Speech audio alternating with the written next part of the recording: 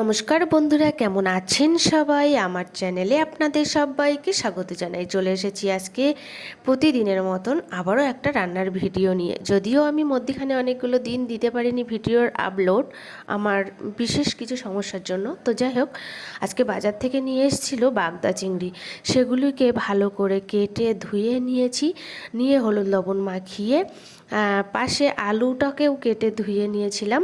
নিয়ে সেই হলুদ লবণ মাখানো মাছের পাশেই টুকরো করে কেটে নেওয়া আলুগুলো লম্বা লম্বা করে কেটেছিলাম পাশে, সেটাকেও ওই মাছের হলুদ লবণ মাখিয়েই নিয়েছিলাম। তো প্রথমে চিংড়ি মাছটা ভেজে তুলে নিয়েছি, তারপরে আলুটাও তেলের উপরে দিয়ে ভেজে তুলে নিয়েছি। কড়াইতে তেল থেকে গেছিলো, তাই বেশি করে পরে আর তেল দিতে লাগেনি। সেই তেলের মধ্যে দিয়ে দিয়েছিলাম রসুন থেতো করে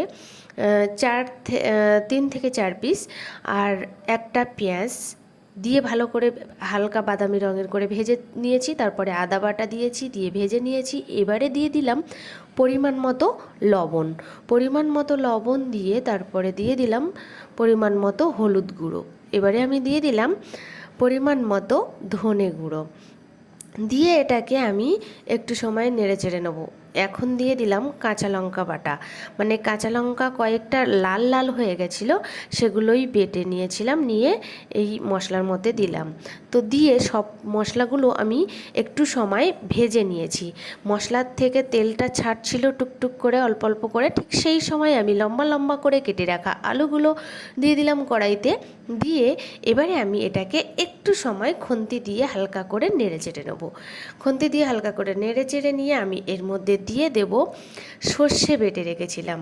সর্ষের সঙ্গে ছিল একটু পোস্ত, সেটা বেটে নিয়েছিলাম। তার সঙ্গে একটা কাঁচা লঙ্কা দিয়েছিলাম, দিয়ে বেটে নিয়েছিলাম। তো সেটাই আমি এর মধ্যে দিয়ে দিলাম। এবারে দিয়ে দেবো অল্প করে জল, বাটিটা ধুয়ে জল দিয়ে দেবো।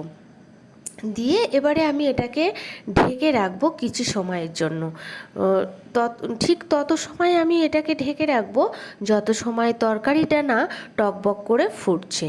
তো আমি ঢেকে দিয়েছি, ঢেকে দিলাম। দিয়ে এবারে টকবক করে ফুটবে, তারপরে আমি এর মধ্যে দিয়ে দেব ভেজে রাখা বাগদা চিংড়িগুলো। দেখুন টকবক করে ফুটছে। এবারে আমি ভেজে রাখা বাগদা চিংড়িগুলোর মধ্যে দিয়ে দেবো। আমি খুন্তি দিয়ে দেখছিলাম আলুটা সিদ্ধ হয়েছে কতটা। তো এই যে এক এক করে এবারে আমি বাগদা চিংড়ি ভেজে রাখা সেটা আমি দিয়ে দিলাম। দিয়ে এবারে এটাকে মিনিট 4 ফুটিয়ে নেব। তারপরে আমি এর মধ্যে দিয়ে দেবো অল্প করে একটু গরম মশলা, দিয়ে আমি তরকারিটা নামিয়ে নেব। সব রকম একই রকম, মানে সব দিন চিংড়ি মাছের মালাইকারি একঘেয়ে কেমন লাগে। তো আজকে একটু অন্যরকম ট্রাই করলাম। তো বাড়িতে বানিয়ে খাবেন, কেমন লাগলো অবশ্যই জানাবেন।